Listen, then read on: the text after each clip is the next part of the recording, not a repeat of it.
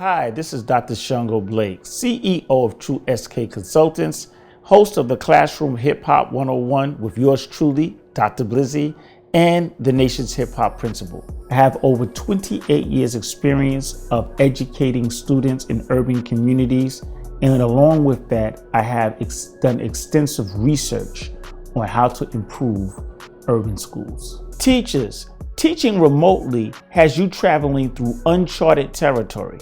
You are now tasked with teaching your students, but there's a distance between you and them. So here are some tips, some instructional tips that'll help you get through that process.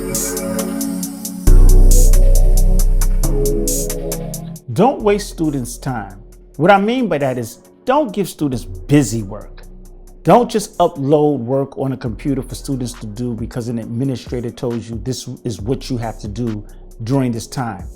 Be meaningful.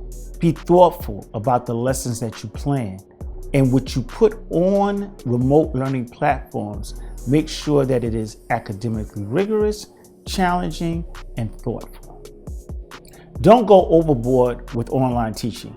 Find different ways to communicate with your students. Maybe give them a phone call, conference with them. Certain lessons online are hard for students to understand, so it might require a phone call and some tutoring and coaching.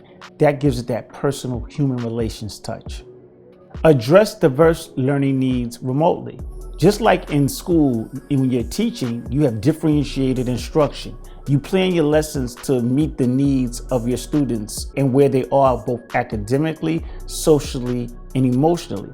Consider that when you're developing your lessons for students, and consider how that will look on a remote distance learning platform.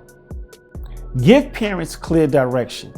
Parents are frustrated, they're confused, many of them don't understand the new curriculum, so you might have to walk them through what it is that you're asking their child to do. So be very clear and concise in terms of the directions that you give the parents and the way that you can help them in supporting their child's learning and development. Learning can be a little more informal. Everything doesn't have to be by the textbook. Find creative ways, innovative ways to engage students.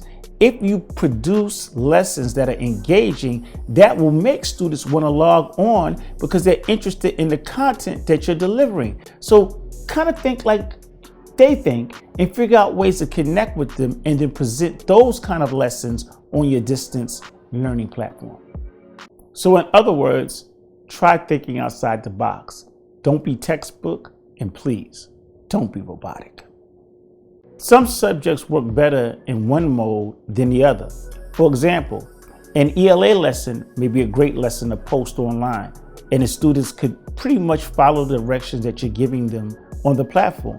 A math lesson may require a phone conversation, more coaching to help students work out the problems. So diversify the way in which you deliver your instruction. Plan meeting times with your students. They miss you. They want to see you. They haven't seen you in a long time. All the lessons or all the time that you spend in these meetings don't have to be academic. Talk enrichment, talk creativity. Ask them what they're doing. What are they engaged in? How are they spending their time? They would love to have that interaction with you. Plan lessons that make students want to log on. It's just like when we're in the physical space of school. Students run to certain teachers' classes because the lessons are engaging and they don't want to miss anything. And they take their time going to other teachers' classes because the lessons are boring. Don't produce boring lessons.